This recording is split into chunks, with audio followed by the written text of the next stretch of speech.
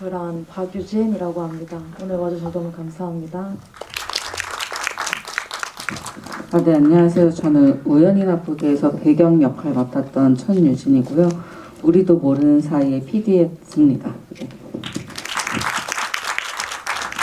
그리고 지금 객석에 배우님 한 분 더 와 계신 걸로 알고 있는데 혹시 소개 좀 해주시겠습니까?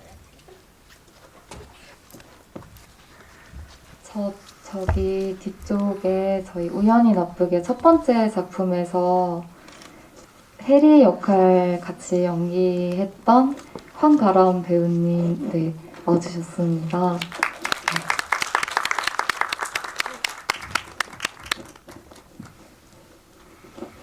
네. 네.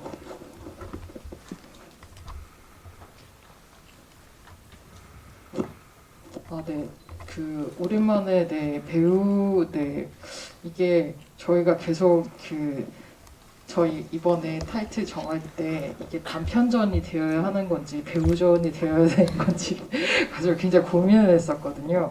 그 이유가 이제 배우님이 방금 소개하셨지만 이름을 두 가지를 가지고 그래서 저희가 오늘 게스트는 세 분인데 이제 네 분과 얘기하는 느낌이 되어야 될 것 같은데 감독과 배우를 지금 같이 하고 계신데요. 근데 왜 이름을 이렇게 바꾸게 되신 어떤 특별한 계기가 있으신 건가요? 원래 같이 써도 별 문제는 없었을 것 같은데, 저희에게 이렇게 혼란을 주시는 이유가? 제가 원래는 이제 제 본명인 신지우로 활동을 하고 있었는데 어느 순간부터 좀 제 삶과 이런 일을 할 때 제 자신을 좀 분리하고 싶다는 생각이 들었어요. 그래서 류이재라는 이름을 저 스스로한테 약간 붙여줬고요. 근데 그 이후에 영화를 만들게 됐는데 이제 물어보더라고요. 감독 이름을 어떻게 할 거야? 라고 물어보는데 이거는 신지우가 한 일인 것 같은 거예요.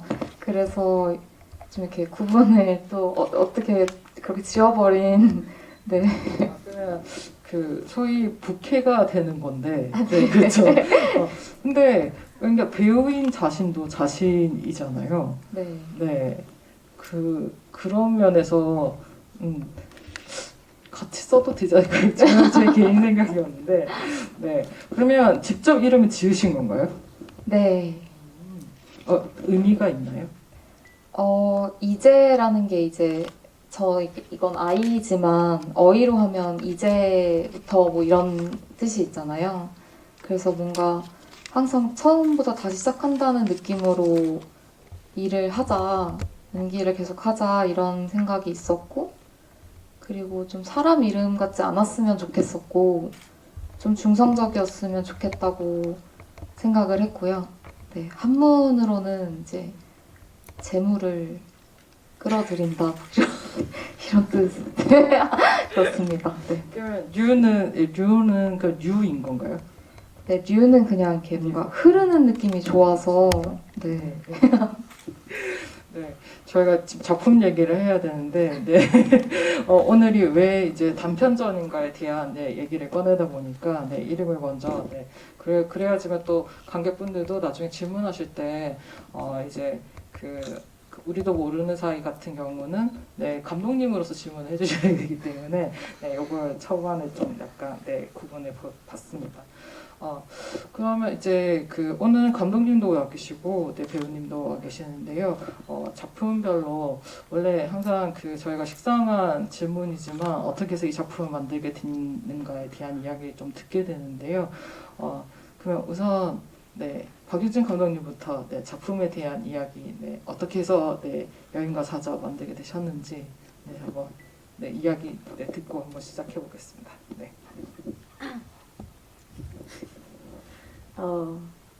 작품 사실은 이제 예전부터 이제 제가 아직 영화과를 다니고 있는데요.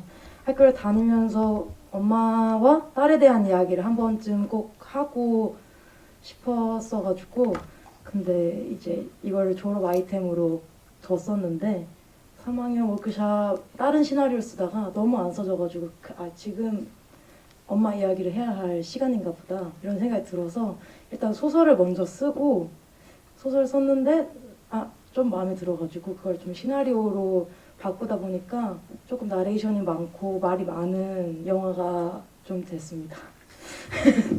좀 할 말이 많아가지고 그래서 아무래도 소설로 쓰고 하고 싶은 얘기가 많다 보니까 그런 거를 가득가득 이 짧은 단편 안에 넣으려고 하다 보니 좀 나레이션이 많은 이야기가 됐던 것 같아요. 그러면 어찌 보면 본인의 이야기일 수도 있고 뭐 우리가 아는 모든 이제 그 여자에 대한 이야기일 수도 있을 것 같은데 유희재 배우님을 캐스팅할 때 어떤 점이 나와 닮아 있거나 내가 생각하는 모습이었다? 뭐 이런 게 좀 있었을 것 같은데 어떤 점이 가장 와 닿으셨던 건가요? 제가 오늘 이 질문이 나올 거라고 생각을 했었어가지고 준비를 했어요. 이렇게 물어보면 어떻게 얘기를 해야 할까? 그래서 곰곰이 오늘 기차에서 오는 길에 배우님을 처음 미팅했던 그날을 한번 떠올려봤는데요.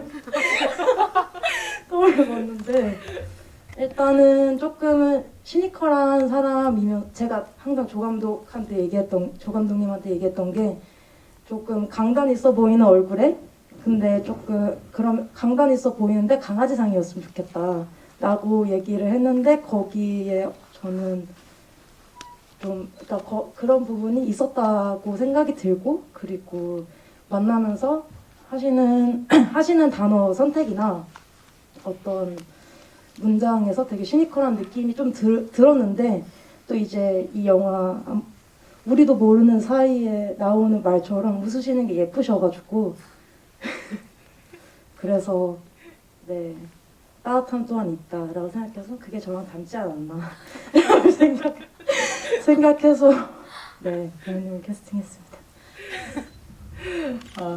그리고 옆에 이제 천유진 배우님 계속 지금 같이 작업하고 계시는 것 같은데 신지훈님과 하고 계시는 건가요? 유진님과 하고 계시는 건가요? 저도 가끔 헷갈릴 때가 있는데요. 사실 신지우로서 처음 만나가지고 거의 지금 지우로서 같이 하고 있지 않나 생각이 듭니다. 그래서 저도 영화 볼 때 류희재 배우님 약간 새로워요. 저도 항상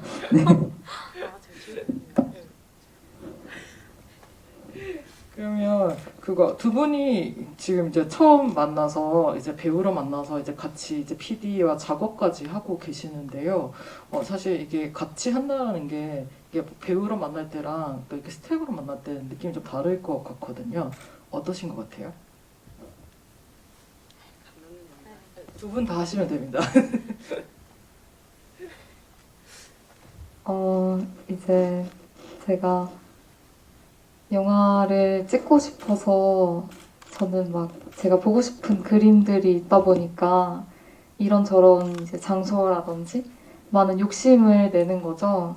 근데 그러면 이제 언니는 안 된다. 돈이 없다. 우리 예산이 지금 벌써 지금 안 잡아. 우리가 예산을 이만큼 썼어 하면서 되게 약간 엄마처럼 안 된다 하는데 이제 또 배우로 같이 호흡을 할 때는 언니는 다 된다 할 수 있다 뭐든지 하면 된다 약간 그런 그렇게 좀 되게 달라요. 그러면 천유진 배우님도 두 가지 캐릭터이신 것 같은데 어떠신가요? 같이 작업할 때?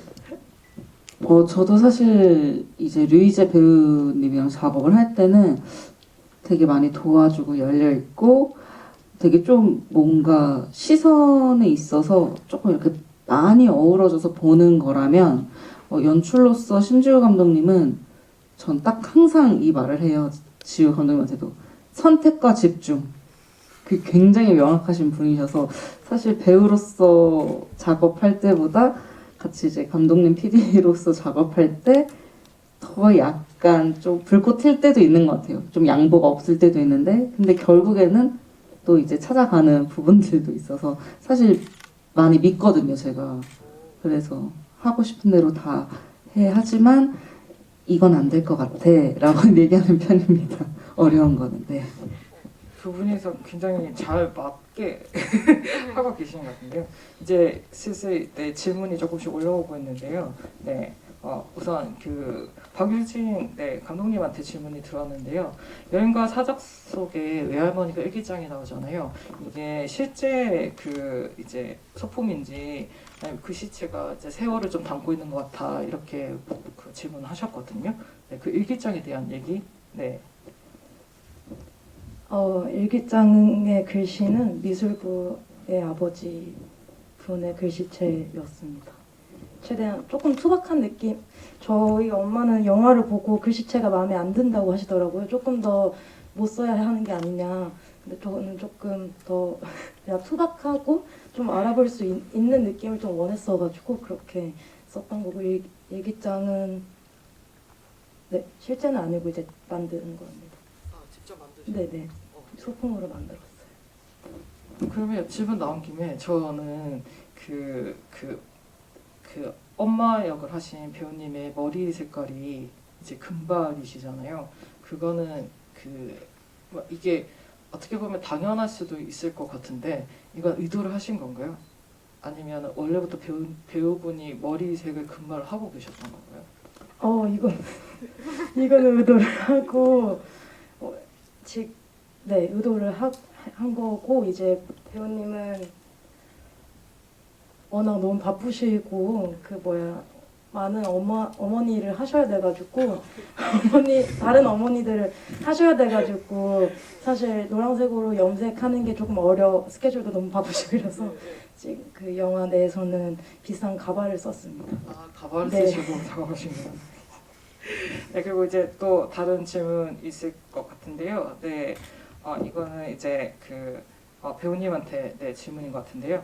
감독으로서 배우로서 작품이나 연기에 대한 관객의 부정적인 반응이나 혹시나 혹평 이런 평가를 부딪힐 때가 있는지 그리고 만약 그렇다면 세 분은 그런 피드백을 어떻게 견딜 수 있는지 그러니까 혹평을 받거나 이렇게 뭔가를 받을 때 세 분은 어떻게 대처를 하시는지에 대한 질문이신 것 같아요. 이게 아무래도 네, 신지호 감독이자 류이재 배우시니까 아마 감독과 배우의 그 양면은 다 질문을 받으실 것 같고 네, 각자가 그런 질문들을 영화제나 이런 데 가시면 많이 받으실 것 같거든요. 그거에 대해서 뭐 항상 다 칭찬만 받을 수는 없는 부분들이니까 그럴 때는 어떻게 하시는지 네, 그 질문이 있습니다. 네.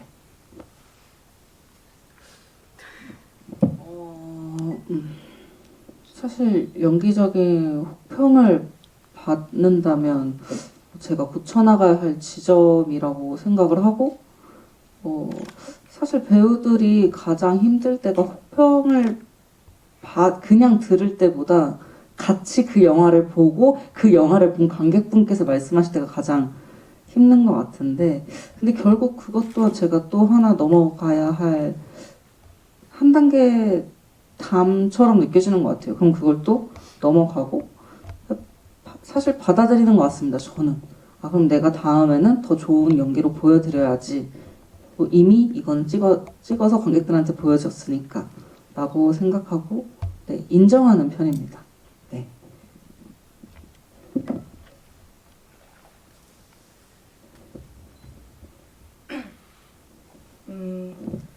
저는 학교에서 동기들과 이미 많이 혹평을 하면서 강하게 좀 학교에서 강하게 자라왔었고 제가 주로 좀 혹평을 많이 하는 편이라 가지고 저는 제 스스로에게 제가 제일 큰 혹평을 하는 것 같아요. 그래서 누가 제 면전에 대고 혹은 뭐 댓글이나 뭐 이런 식으로의 아직까지는 상처를 받아본 적이 없고 솔직히 제가 스스로에게 채찍질을 좀 많이 하는 편이라서 예, 저는 그거에 매를 미리 맞아서 조금은 괜찮은 것 같아요. 항상 저는 저를 힘들게 하는 것 같아요. 저는 저 스스로를 힘들게. 네. 그래서 그러면 스스로에게 네. 아니면 혹은 타인에게 가장 크게 혹평을 들었던 거는 뭐 기억에 남는 그런 내용들이 있나요? 스스로에게요? 그러니까 관객도 좋고 네 가장 이게 가장 나에게 뭔가 그 나를 채찍질하는 거에 가장 큰 거였다 이런 거 혹시 있을까요? 그냥 진짜 같지 않다? 이런 말이 아니다. 진짜 같지 않다. 제가 시나리오 피칭을 다른 2학년 때 했었던 적이 있는데 그때 피칭을 하는 중에 울었었어요. 그랬는데 교수님이 너 왜 우냐고 이러면서 혼냈던 그게 제일 저는 가장 상처가 됐던 것 같아요. 그 말이. 왜냐면 전 진심으로 썼는데 진심이 아니라고 얘기하니까 눈물이 나더라고요. 네. 슬픈 이야기. 네. 그게 좀 그랬던 것 같아요. 어떻게 더 진심을 보여줘야 될까? 이러면서 울어야 될까? 이러면서 그래서 아직도 그 교수님을 싫어하고 있습니다. 교수님도 알고 계시는 거겠죠? 그 교수님은 네. 그럼 잠깐 네. 저랑 만났던 한 학기만 만났던 교수님이라서 네. 아마 그 교수님 네. 저한테 특별하게 못되게 구셨어요. 그렇구나. 아마 아실 것 같아요. 저가 그 교수님을 안 좋아하시는 거. 저희 이 GV에 굳이 비밀로는 하지 않는 걸로. 네. 네. 네. 만약에 보신다면 나중에 꼭 만나서 복수하고 싶었거든요. 그래서 제가 뭔가 다음 영화에 네, 나오실 것만 같은 캐릭터인 것 제가 같아요. 호평을 받았지만 그때는 그래도 영화제에 갔습니다.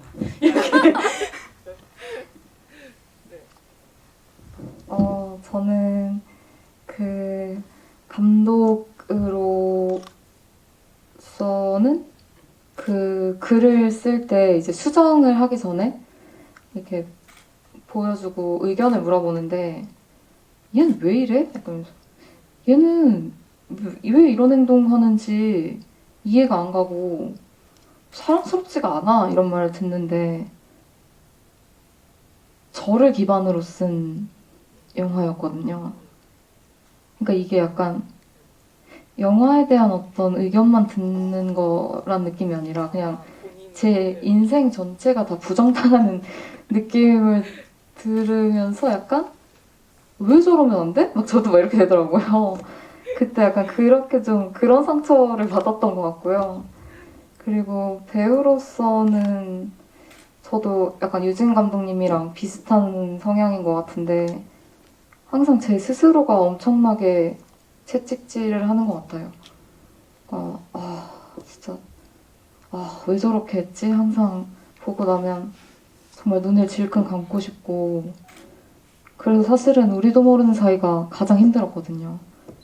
감독으로서도 눈을 감고 싶고 배우로서도 눈을 감고 싶고 그냥 정말 네. 근데 이거를 버텨나가는 어떤 저만의 힘은 그냥 인정하고 더 해보자인 것 같아요. 그러니까 아직 더 할 게 있고 그리고 사실 혹평을 해주신다는 것 자체도 저는 애정이 있다고 생각하기 때문에 그래서 그냥 뭐 애정을 좀 더 예쁘게 주시면 더 좋겠지만 그렇지 않는 방법도 있는 거고 그냥 이건 내가 부족했고 더 해야겠다 그냥 앞으로 뭘 할 수 있을까 이렇게 생각하는 편이에요. 그러면 여기 질문이 와 있기도 한데 감독으로서 네, 유희재 배우를 어떻게 평가하시는지에 대한 질문이 있어요.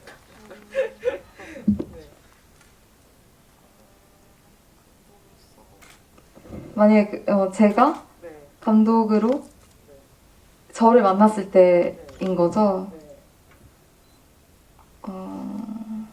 왜 주먹부터 쥐어지는지는 잘 모르겠는데 약간 이 사람 첫 번째 질문은 그러니까 얼마나 이제 그 감독 신지유는 배우 유지에 대해서 얼마나 만족을 하고 있는지 그래서 오케이 컷을 말하기가 어렵지 않았을까라는 생각에 질문을 하신다고 되어 있거든요. 오케이 컷이요? 근데 사실 저는 오케이는 빨리 낼 수 있었어요. 왜냐면 그게 잘 해내서가 아니라 제가 쓴 글이다 보니까 원하는 그림을 알고 있어서 그래서 사실 제가 연기한 거의 결은 많이 변하지 않았었고 그래서 뭐 사건 같은 것이 없으면 오케이 컷은 빨리 났던 것 같아요. 그리고 그 여기서 여인과 사자에서도 그렇고 그 우리가 모르는 사회에서도 그렇고 사진을 찍는 것에 대한 그 모습들이 나오는데 이게 그러고 나서 질문이 약간 생뚱맞을 수도 있을 것 같은 느낌이긴 한데요. 혹시 배우 겸 감독님이 생각하시는 사진은 무엇일까요? 라는 질문을 하셨어요. 사진은 네. 사진은 무엇일까요? 네. 사진은 그냥 제가 찍었던 사진들을 보면서 느끼는 건 저한테 그냥 지나갈 수도 있었던 그 순간들이 남는 것 같아요. 그러니까 사진을 찍을 때 그게 예쁘다 뭐 아니면 담고 싶기 때문에 사실 셔터를 누르는 거다 보니까 그때 제 마음이 기억이 나고 약간 그래서 그 어떤 이미지뿐만 아니라 그때 그 제 마음까지 같이 기억에 남는 약간 그런 일이지 않나 이렇게 생각합니다. 갑자기 질문이 지금 많이 몰리고 있어서 네. 그 비대면으로 할 때 제일 힘든 게 이건 것 같아요. 저는 이야기를 듣고 전달하고 이렇게 막 해야 되는데 저 이거 보면서 하는 거 굉장히 좀 제 취향이 아니다 보니까 보면서 이게 결국은 질문을 순서대로 해드려야 될지 아니면은 이렇게 묶어서 뭐 해드려야 될지라고 생각했는데 지금 이렇게 잠깐 보시면 질문이 굉장히 많거든요. 그래서 어쩔 수 없이 순서대로 한번 해보도록 하겠습니다. 그러면 그 여인과 사자에서 장례식 장면에 대해서 이렇게 그 문의를 하셨는데 일반 장례식장이 아닌 것 같아. 그래서 이게 학교 소강전 같은 느낌인데 이거에 뭐 스토리적 이유가 있으신지 네 그거에 대한 질문하셨어요. 가장 멋이 없을 수 있지만 가장 큰 이유는 코로나 때문이고요. 코로나 상황으로 장례식장을 빌릴 수 없었고요. 그래서 대처로 일단은 사실은 한 번은 생각했던 게 사실은 이 영화 전체적으로 좀 이국적인 이미지 그림들 가져가고 싶었기 때문에 장례식 또한 조금은 교회에서 진행하는 그런 외국에서 좀 영화에서 보이는 그런 걸로 하면 어떨까라는 생각이 들어서 그리고 붉은색의 이미지, 색감 이게 마음에 들어서 그 공간으로 해도 괜찮겠다라는 생각이 들어서 그렇게 꾸며서 진행을 했습니다. 그러면 이렇게 연결해서 그 오프닝 씬이 굉장히 인상적이라고 하셨는데 여기 그러면서 이건 어떻게 해서 그 장면을 뭐 기획했는가에 대한 또 질문이 있습니다. 그 오프닝에서 이게 처음에 짜장면 배달에서 시작을 하잖아요. 네. 이거 살짝 뜬금없을 수 있는데 킬링 디어인가? 거기서 주인공이 스파게티를 막 이렇게 입에 거의 쑤셔넣듯이 먹는 장면이 있는데 그 장면을 굉장히 인상적이게 봤고 그 감정이 마음에 들어서 사실은 조금은 행복하게 지금 여기 그러니까 감정은 달라요. 근데 그냥 그런 뭔가 채워지지 않는 거를 음식으로 되게 많이 영화에서 쓰다 보니까 나도 한 번쯤은 약간 채워지지 않는 어떤 감정들을 음식에 좀 하고 싶었고 그리고 사실은 또 사실 거기가 졸업식이다 보니까 원래 한국 문화에서 짜장면을 졸업식 때 먹잖아요. 근데 먹지 못했었고 혼자서 먹고 뭐 이러는 거면 얼마나 더 처연해 보일까 이런 생각을 하면서 혼자서 그래 운동장에서 먹는 그게 얼마나 저는 웃기다고 생각을 했어요.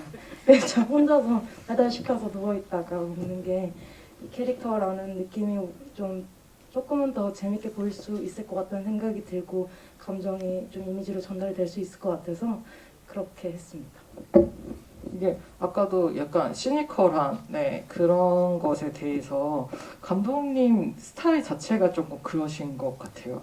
시니컬하면서 그 안에서의 자신만의 그 약간 마이너적인 그 코드의 그 재미라고 해야 되나? 이런 상황에서 웃기지 않아라고 그러신 것 같아서 그래서 아마 저는 여인과 사자를 지금 오늘까지 해서 오늘 이제 스크린으로는 처음 보는 거고 저는 지금 이거를 한 6번째 보거든요. 네, 그래서 볼 때마다 달라서 왜냐면 볼 때마다 보는 관점과 맨 처음에는 이제 그 주인공의 시선으로 보게 되지만 다음에는 엄마의 시선을 보게 되고 이렇게 여러 번 반복하면 영화가 계속 뭐라고 해야 되나? 이렇게 사이클에 물린 것처럼 계속 돌아요. 예, 주제도 돌고 그거 그 시선과 이런 보게 되는 관점들이 계속 돌아서 이 영화는 여러 번 봐도 꼭 여러 편 보는 느낌이어서 저는 지금 오늘 봤는데 오늘 보는데 또 재미있더라고요. 그래서 그런 것들이 사이사이 잘 심어놓으신 것 같고 그리고 저는 사실 그 장례식장이라든지 이런 그 씬에 대해서 저게 궁금할까라고 생각했는데 던질 때마다 감독님이 나오시는 말이 정말 디테일하게 꼼꼼하시구나 라는 생각을 좀 다시 하게 되는 그런 것 같아요. 그리고 그 단편전이지만 박유진 감독님 그리고 신지우 두 분 모두에게 질문을 드리고 싶어요. 유진 감독님 인스타 아이디도 여인과 사자에서 이제 배우님이 맡았던 역할 이름 윤술인데요. 윤술이라는 이름이 본인의 특별한 의미가 있는 건지 궁금합니다. 그리고 류희재 배우님께는 오브제에 대한 질문을 드리고 싶은데 배우님이 목도리와 참 잘 어울리신다고 생각하는데 그와 동시에 여름이라는 계절과 어울린다는 느낌을 받아요. 본인은 어떤 계절을 좋아하시는지요? 감독님 먼저. 네. 여러 가지 이유가 있는 인스타? 어떻게 하셨죠? 누구신지. 완전 팬이신가 봐요. 네. 제가 봤을 때 여기 프로그래머 분이신 것 같아요. 제가 봤을 때 그런 것 같은데 일단은 윤술이라는 단어 뜻이 굉장히 이쁘거든요. 그게 그 빛에 반사되는 그 물결이 빛에 반사되면 반짝반짝 거리는 그거를 순수 우리말로 윤술이라고 하는데 제가 사실은 제 이름을 별로 안 좋아하고 너무 흔하다고 생각이 들어서 왜냐면 저 학교 다닐 때 너무 많았거든요. 유진이라는 친구들이 각각 성별로 다 있어서 이름을 항상 바꾸고 싶었어요. 왜냐면 지금도 지금 천유진이니까. 그래서 사실 아버지가 지어주실 때는 글로벌한 사람이 되라는 의미였는데 근데 저는 너무 많아서 조금 특별한 이름을 갖고 싶어가지고 나중에 개명을 할 수 있다면 개명을 해야지라고 생각을 했는데 막상 바꾸려고 생각하니까 사주팔자가 바뀔까봐 무서워서 못 바꾸고 있고요. 그래서 그냥 배우가 아니라 배역한테 그냥 왜냐면 이름 짓는 게 조금 생각보다 어려운 일이라서 또 너무 많은 의미를 거기 두고 싶지 않은데 그래서 앞으로 시나리오 쓸 때마다 모든 친구들에게 윤술이라고 지어주고 네 그렇게 할 생각입니다. 저는 여름, 겨울 어렸을 때는 겨울을 진짜 좋아했는데 그 이유가 목도리 하는 걸 좋아해서 좋아했었거든요. 눈도 좋고. 근데 요즘은 여름도 너무 나무들도 너무 예쁘고 그래서 사실 다 좋긴 한데 항상 여름에는 왠지 겨울을 더 좋아했던 것 같고 겨울에는 여름을 좀 더 좋아했던 것 같은 그런 느낌을 항상 받는 것 같습니다. 이렇게 질문하면 웃기지만 그런 거죠. 그러니까 감독일 때 좋아하는 계절과 배우일 때 좋아하는 계절을 구분해 놓으시면 이런 질문 나오면 답하기 편하지 않으실까? 라는 생각을 해보네요. 그 여인과 사자에 대한 질문입니다. 외할머니 그리고 엄마 딸 이렇게 이어지는 세 여성의 담담한 이야기가 많이 와 닿아서 영화 너무 잘 봤습니다. 질문은 엄마와 주인공을 여인과 사자 태몽에 비유한 이유를 듣고 싶습니다. 여인은 총으로 사자를 쏘고 마지막에 딸도 엄마에게 총을 겨누는데 이런 행동들의 숨겨진 의미를 듣고 싶어요.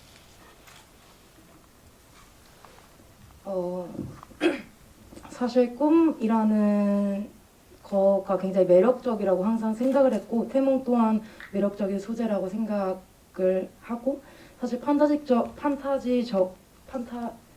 잠깐만요. 판타지적인 부분을 되게 좋아해서 그런 부분을 태몽이랑 잘 섞으면 잘 들어갈 수 있을 것 같다 이런 생각이 들어서 태몽이라는 그리고 꿈이라는 소재를 좀 사용을 했던 것 같아요. 뭔가 무의식이면서도 그러면서 이루어지지 않은 어떠한 욕망을 보여주면서도 그러면서 진짜가 아니고 깨어나지 못할 수도 있고 거기 안에 들어갈 수도 있고 이런 느낌들 그리고 어떤 좀 환상적인 어떠한 이미지나 느낌들도 굉장히 어울린다고 생각해서 태몽이라는 걸 소재를 썼던 것 같아요. 그리고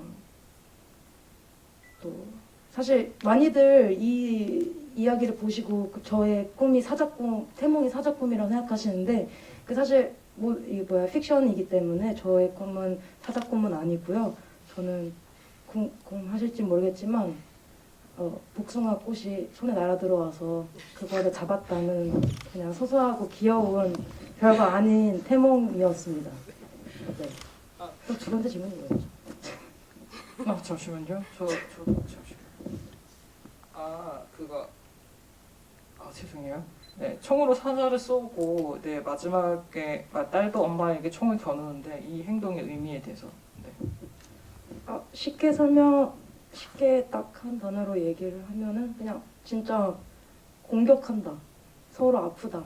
서로 아프게 한다. 이렇게 그리고 사실 이 영화에서 저가 제일 한 단어로 크게 감정적으로 중점받던 거는 죄책감이라는 단어인데요. 그래서 서로가 서로 어떻게 보면 또 더 쉬운 단어로는 애증이라고도 얘기할 수 있는데 조금 더 죄책감에 치중이 더 많이 되어 있는 그런 애증에 대한 관계를 얘기하고 싶었고 왜 왜 이렇게 아프게 하는데 왜 이렇게 미안해하고 이런 것들 라고 생각해 주시면 될 것 같아요. 그러면 이게 그 태몽과 그 사자의 관계나 이런 것들을 그러니까 두 번의 애니메이션이 완전 처음 느낌과 두 번째 느낌이 완전 달라지고 그리고 마지막에는 애니메이션으로 표현된 게 아니라 실사로 표현이 되잖아요. 그거는 뭐 어떤 다른 의도를 가지고 있으신 건가요? 네, 이제 사실은 이게 뭐 돈이 많았으면은 CG로 하고 진짜 맑게 하고 싶었는데 그렇게는 불가능해서 애니메이션으로 한 부분 사자를 CG로 하고 싶었는데 가지고 있는 돈으로 할 수 있는 사자가 너무 이상한 사자밖에 안 돼가지고 그냥 애니메이션이 제일 이야기에 어울리게끔 할 수 있겠더라고요 현실적으로 생각했을 때. 그래서 애니메이션으로 구현을 했고 두 번이 되고 마지막 같은 경우는 아셨는지 모르겠 맨 마지막 캠코더 샷이랑 이제 그 화면비도 달라지면서 그런 어떤 자유로운 느낌과 현실의 실사의 느낌 그리고 애니메이션 그렇게 바뀌는 느낌들 이런 거 좀 생각해서 그렇게 했습니다.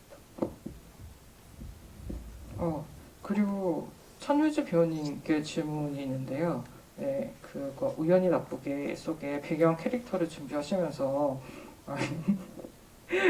네, 필요에 의해서 체중 관리를 하셨는가에 대한 질문이 있는데요. 실물은 봤을 때 너무 이제 지금은 날씬하고 예쁘신데 그때는 이게 체중을 이불로 찌우신 건가에 대한 질문이신 것 같아요. 실제로 그 미팅을 했을 때 살을 찌워달라는 주문이 있었어요, 감독님께서. 근데 그때 제가 다른 작품을 하고 있어서 찌울 수가 없다라고 말씀을 드려서 이제 장치들을 다 붙인 거고요. 뭐 기본적으로 말씀드리면 어깨가 이제 그 스펀지를 2개씩 덧대고 티를 3장씩 입었어요. 그리고 깔창도 2개씩 깔고 옷은 최대한 그러니까 단계별로 크게 한꺼번에 닿는 게 아니라 작은 것부터 크게 입었고요. 그리고 실제로 그때보다 저는 지금이 찐 상태입니다. 네. 네. 그때 좀 더워가지고 힘들었었어요. 네. 그래도 재밌게 촬영했습니다. 오늘 질문들이 뜻하자게 예리하시네요. 네. 네. 우리도 모르는 사이에서 그 터미널 직원이 핸드크림 바르는 장면을 꽤 길게 보여주신 것 같은데 특별히 의도가 있으셨는지. 저는 사실 그 장면이 이제 저희가 추가 촬영을 했거든요. 그래서 추가 촬영의 가장 마지막 씬이었어요. 근데 그냥 인간 신지우가 좀 지쳤더라고요. 그래서 인간 신지우도 지쳤고, 그리고 제 생각에는 영화 속 지연도 지쳤고, 그래서 뭔가 그런 쉼 같은 거를 저도 보고 싶었던 것 같아요. 그리고 그냥 제가 봤을 땐 너무 그 일상적인 호흡이 너무 예뻐 보였고, 영화 내내 지연이는 사실 사랑받기 위해서 좀 잔뜩 긴장하고 있는 상태였다고 생각을 하거든요. 근데 그렇게 아예 상관없는 타인의 그냥 편안한 모습을 보여줌으로써 일상으로 돌아올 수 있는 어떤 리듬감이 생기지 않을까 싶어서 그렇게 했던 것 같습니다. 그래서 여기 질문에 보면 그 마지막에 기차를 타러 가는 이 모습이 있는데 그거에 대한 숨은 의미가 있으신 건지. 이게 버스를 타러 가는데요. 네, 근데 원래 처음에는 기차를 생각을 했었는데 좀 너무 애가 떠나는 느낌이 들더라고요. 그러니까 뭐 영영 가버릴 것만 같고 사실 크게 막 엄청나게 잘못을 한 건 아닌데 도망치는 느낌이 날 것 같아서 그냥 일상적으로 돌아온 느낌을 주되 얘가 어딘가를 좀 가나 보다 하는 그런 정도였으면 해서 고속버스로. 근데 제가 봤을 때 질문하신 관객분께서 카메라 던지고 나서 아마 그 전철이 지나가는 씬 때문에 질문을 하신 것 같거든요.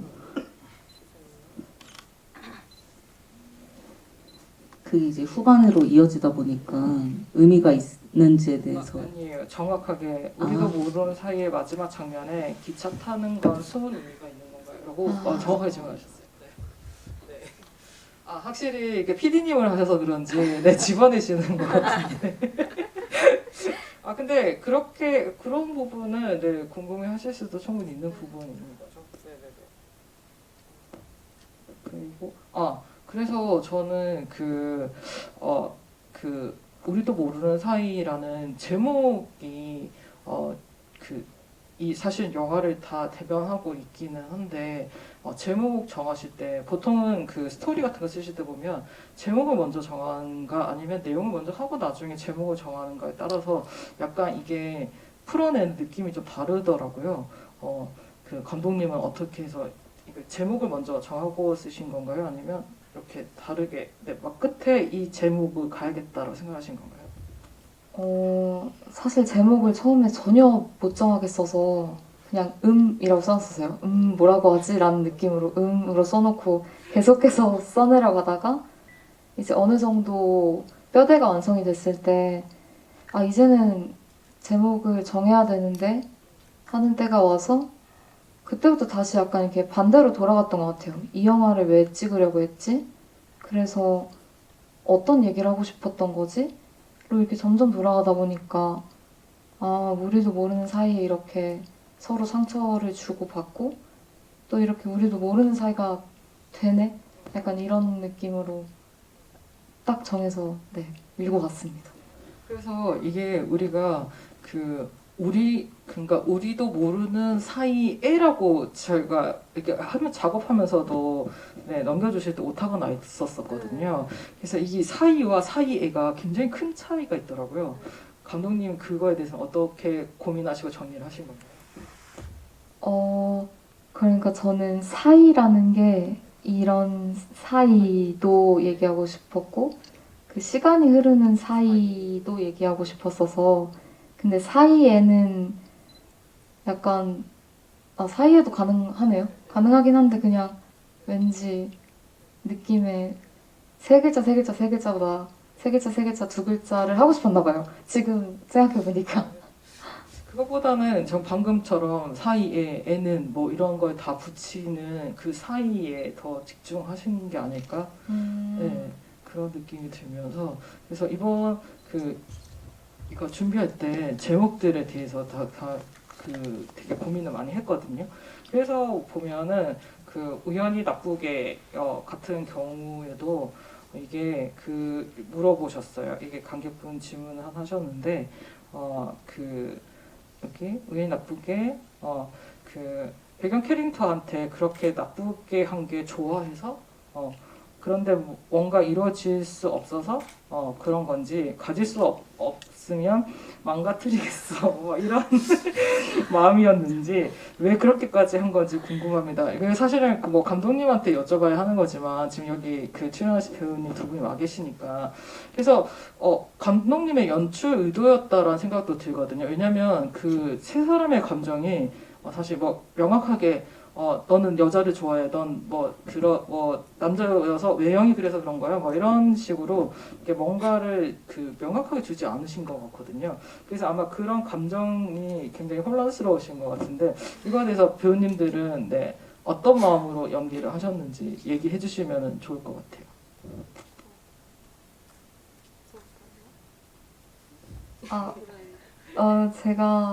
제가 이제 려원 역할을 연기를 했을 때는 감독님과도 그런 얘기를 많이 했었어요.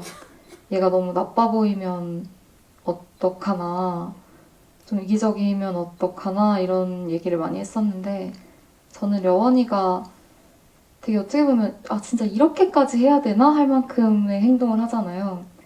근데 그만큼 많이 본인이 배경한테 느끼는 감정에 있어서 혼란스러웠다고 생각을 하는 것 같아요. 저만 그런지는 모르겠는데 약간 슬프고 싶지 않을 때 화를 내는 것처럼 약간 뭔가 좋아한다는 걸 인정하고 싶지 않을 때 막 괜히 그 사람이 막 뭔가 이렇게 좀 나쁜 점을 막 찾아내고 막 너가 이러니까 내가 널 좋아했지. 나는 원래 널 좋아할 사람이 아닌데 너가 이래서 좋아한 거야. 약간 이렇게 책임을 전가해버리는 것 같거든요. 그러니까 도망치는 거죠, 사실. 인정하기가 무서우니까. 그래서 이제 배경을 계속 보고 그리고 해리라는 친구한테도 계속 질투가 나고 하는데 제가 생각하는 이상적인 사람은 그냥 여자는 남자 좋아하고 남자는 여자 좋아하고 약간 이런 거였던 것 같아요. 그러니까 고등학생이고 또 하다 보니까 그래서 정말 제 자신을 지키기 위한 어떤 방책이었지 않나. 못 갖겠으면 너는 망가져야 돼 뭐 이런 건 아니었고요. 네, 그냥 저를 지키기 위한 방법. 그거는 감독님 디렉팅도 그렇게 들어왔던 건가요? 네네. 많이 얘기를 나눴던 부분이었어요. 처음에 대본을 보고 저도 사실 배경이란 친구한테 궁금한 점이 많아서 감독님께 질문을 많이 했었는데요. 아예 저한테는 정답을 내려주셨어요. 남자가 되고 싶어하는 인물로 아예 그렇게 주셨고 그래서 그거를 기반으로 캐릭터 구축을 계속 했는데 사실 경험하는 감정이 아니다 보니까 어려웠는데 그 후에는 그 답을 내려준 후에는 사실 제가 좀 질문하는 거에 대해서 별 그렇게 디테일한 반응이 없으신 거예요. 그 대신에 사실 배우들이 많이 도와준 편이었어요. 아마 그렇게 모호하게 그리려는 그걸 계획하지 않으셨나. 그래서 사실은 그렇게 저희 배우들끼리 합을 맞출 때 저는 명확하게 했고 그걸 담으면서 아마 그렇게 연출이 된 게 아닐까라는 생각을 합니다. 네. 그러면 이제 저희가 질문을 이제 정리를 좀 해봐야 될 것 같은데요. 그 외에 이제 다양한 더 질문들이 들어와 있지만 그 중에서도 오늘은 이제 배우이자 감독님이 네, 우리 유재 배우님을 모시고 있기 때문에 이 질문은 세 분에게 다 해당될 것 같기도 한데요. 창작에서 가장 중요한 게 무엇이냐는 질문이 있어요. 이게 되게 네, 원론적인 이야기이긴 하지만 내가 배우를 함으로써 혹은 감독을 함으로써 아니면 제작을 함으로써 있어서 창작이란 걸 할 때 가장 중요한 게 뭘까에 대한 것들을 한 가지 정도 얘기해 주시면 좀 해결이 되지 않으실까요?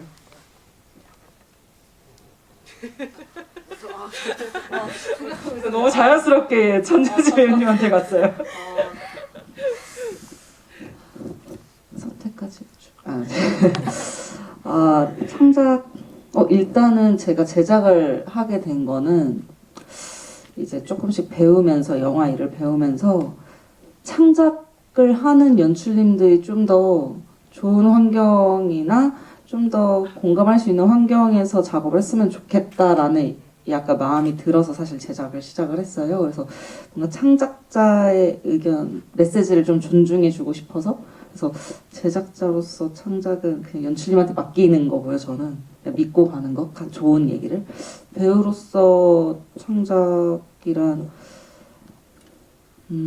너무 어려운 질문인데요. 사실 잘 모르겠어요. 근데 그냥 내가 하고 싶은 얘기, 내가 이 작품과 함께하면서 이 역할과 어떤 메시지를 갖고 있는지 명확하게 내가 관객분들한테 전달해 드리는 노력인 것 같습니다. 죄송합니다. 잘 너무 어려워서 너무 토스를 빨리 해주셔가지고. 네. 근데 그 PD로서 얘기하시는 부분이 좀 공감이 많이 되는 부분인 것 같아요. 근데 그런 생각으로 하시는 거면은 정말 잘하실 것 같다는 생각이 좀. 네, 저런 마음을 가진 사람이 PD를 해준다면은 나 계속 만들겠다는 거죠. 네, 네, 감사합니다. 네. 그러면 박혜진가.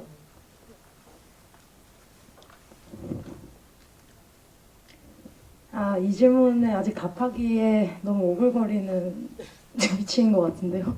이게 제가 창작이 무엇이다라고 얘기하기에 아직 나는 어리다. 아직 학교를 졸업을 못해서 너무 오글거리는, 좀 술을 먹고 사람들이랑 좀 소수의 사람들 이렇게 퍼블릭한 공간에서 일단은 저는 항상 이제 친구들한테 얘기할 때는 무에서 유는 없다, 유에서 유인 것 같다, 이런 얘기를 하는데, 그러니까 무에서 유를 만드는 거는 신만 할 수 있는 것 같고, 뭔가 있는 어떤 감정이든 어떤 경험이든 그리고 어떤 것들 안에서 내가 만들어내는 거지, 아무것도 없는 것에서 막 정말 창조를 해내는 건 아닌 것 같다라는 얘기를 했고, 사실 영화 하시는 분들 하시면서 맨날 내가 영화를 왜 할까? 이런 질문 되게 많이 하실 것 같은데, 예술을 저도 정말 영화를 하면서도 예술을 왜 하고 영화를 왜 할까 이렇게 힘들고 돈도 열심히 벌기 힘들 것 같고 여러 가지로 좀 많이 고단한데, 그리고 이렇게 돈을 많이 쓰면서도, 왜냐면 또 사실 감독님 해봤지만 감독이 돈이 너무 많이 들어서 사실 그렇게 기쁜 작업은 아니거든요. 기쁜데 기쁘지 않은 작업이라서 근데 그럴 때마다 이제 항상 이유가 필요했었어요, 저한테는. 그런데 그럴 때 제가 예술을 하는 이유, 너무 이런 낯간지러운 말을 하는 걸 별로 안 좋아해요.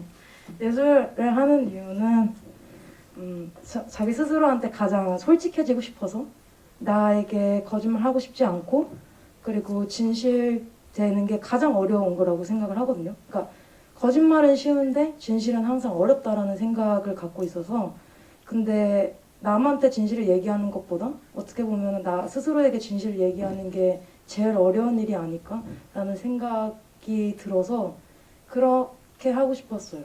좀 이유를 만들어내자면 아직까지는 그런 생각을 가지고 작업을 하고 있는 것 같습니다. 오늘은 네, 진심이 잘 전달되셨을 것 같아요. 근데 오늘은 웃으셔도 될 것 같아요. 감사합니다. 네, 그리고 저는 사실 아직 영화를 이 작품 하나와 그리고 얼마 전에 숏폼으로 짧은 영화 하나 이렇게 2개밖에 찍어본 게 없어서 제가 정말 감히 창작에 대해서 얘기할 수 있는 사람은 아닌 것 같지만 제가 느꼈던 거를 그냥 말씀드리면 막 이게 정답이다 이런 건 절대 아니고요. 제가 느낀 건 영화를 창작하는 데 있어서는 계속 의심해야 되는구나라는 생각을 했던 것 같아요. 이게 내가 정말 이 얘기를 하고 싶었던 걸까? 정말 이 장면이 보고 싶었던 걸까? 뭐 그런 것들, 이게 어떻게 와닿을까? 와닿을 수 있을까? 이런 것들을 뭔가 계속 검열하고 뭔가 많이 반성하고 많이 엉덩이 붙이고 글 쓰고 하는 그런 일이었고요. 저한테는 굉장히 어렵지만 근데 또 제 자신을 알아가는 그런 일이었고요. 연기할 때 창작하는 거는 뭐랄까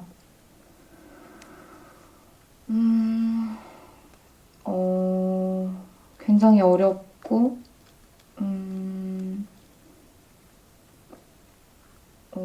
이렇게 말을 못하면 안 되는데요. 연기할 때는 그냥 항상 저는 채찍질인 것 같아요.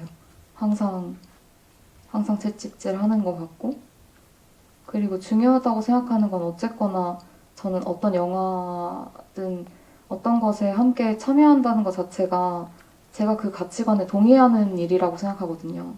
그 세계관에 동의하는 일이라고 생각해서 좀 책임감을 느끼고 연기를 해야 된다고 생각하는 것 같아요. 왜냐면 실제로 비슷하게 그런 삶을 살고 계시는 분들이 있을 테니까 그분들한테 어떤 2차 가해나 괜히 아는 척하는 거는 저는 정말 나쁘다고 생각해서 최대한 그런 걸 조심해야 되지 않나 이렇게 생각하는 것 같습니다. 결국은 네, 오늘 그 세 분과 이야기하면서 느껴지는 것들은 그 세 분 다 그게 배우 일이 됐든 PD가 됐든 감독이 되었든 그 자리에서 모든 것에 내 마음을 얼마큼 내가 진심으로 다 쏟아낼 수 있는가에 대한 고민들의 결과물이 아닐까라는 생각이 들어요. 그렇기 때문에 어떤 위치에 서 있어도 그 마음이 그 영화든 어디든 나타나고 있기 때문에 관객분들이 그거를 알고 네, 아마 느끼고 계시지 않을까?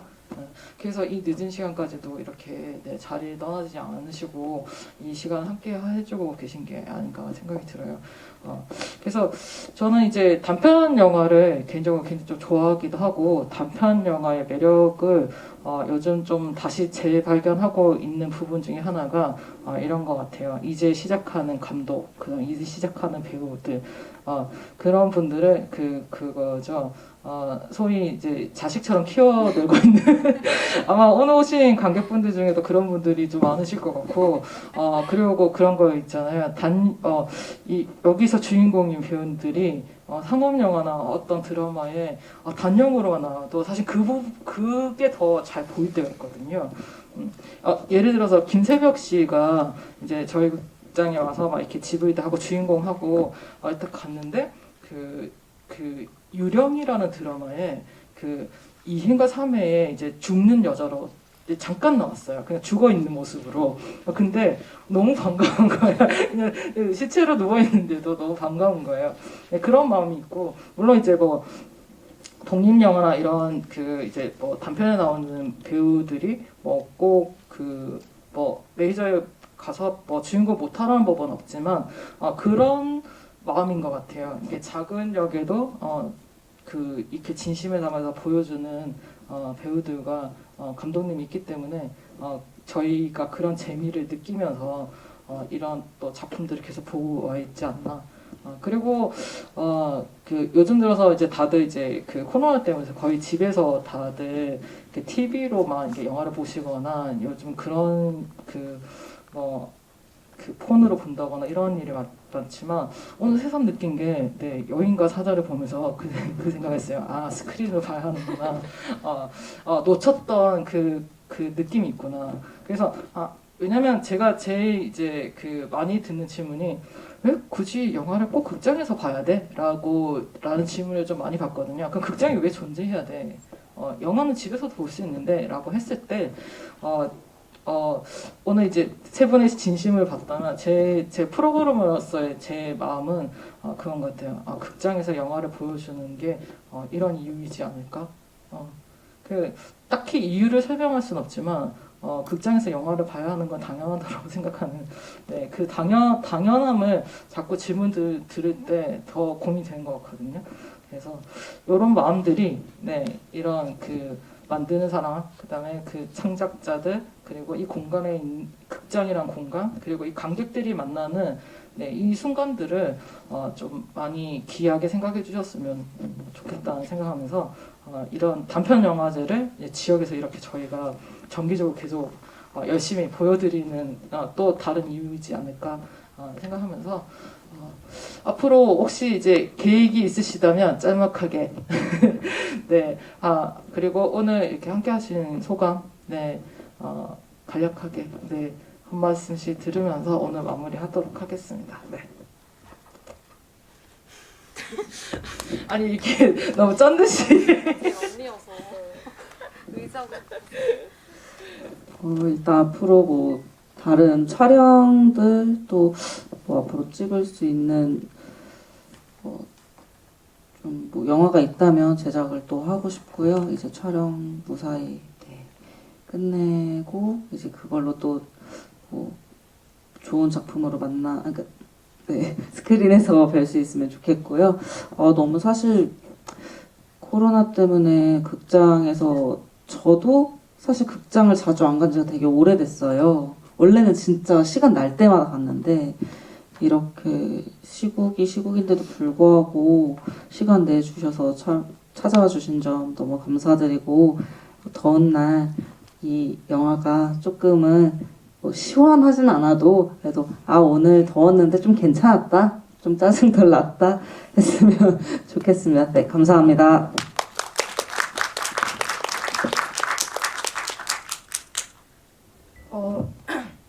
내년이면은 코로나가 끝날 줄 알고 조금 편한 상황에서 영화를 찍고 싶어서 졸작 영화를 미뤘는데요. 후회하고 있습니다. 내년에도 안 끝날 것 같아가지고 저는 내년에 졸업을 내후년에 졸업을 할 것 같고요. 내년 휴학을 해가지고요. 또 저는 그러고 있고 지금은 이제 동기들 작품을 도와주고 있는데 현타가 좀 많이 오더라고요.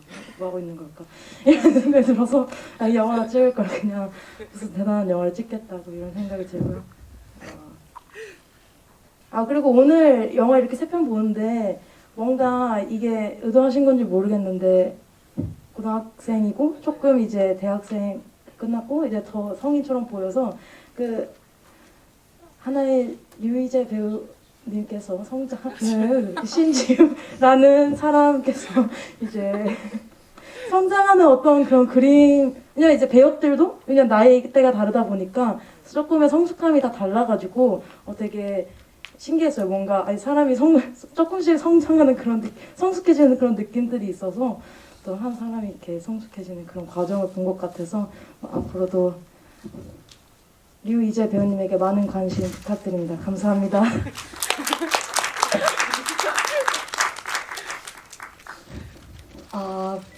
저도 앞으로 계속 영화 그 배우로서도 연기하고 그리고 또 어떻게 하게 된다면 영화도 계속 만들고 싶다는 생각도 있고요. 그래서 큰 변화 없이 계속해서 살아가지 않을까 이렇게 그렇게 생각하고 사실 저는 그러니까 마음을 쓰고 시간을 낸다는 게 굉장히 어렵고 힘든 일이라고 생각하거든요. 그리고 그만큼 되게 귀한 그러니까 인생에 있어서 몇 시간을 이렇게 함께 보낸 거잖아요. 그게 정말 너무 기쁘고 또 이 시국에 이렇게 와주셔서 정말 너무너무 감사드리고 또 이렇게 할 수 있게 해주신 작은 영화제에 정말 감사드리고 또 앞으로도 열심히 할 테니까 항상 건강 유의하시고 또 멀리서 오신 분들은 조심히 돌아가셨으면 좋겠습니다. 너무 만나서 반가웠습니다. 오늘 평일 늦은 시간까지 함께 해주셔서 너무 감사드리고요. 오늘 집은 여기서 마치도록 하겠습니다. 그리고 다음 그 작은 영화제는 항상 이제 매달 네, 첫째 주 수요일 날 진행하고 있으니까요. 네, 관심 가져주시고요. 그리고 저희가 마지막으로 단체 사진 네, 찍을 건데 네, 앞쪽에서 찍으실 거죠?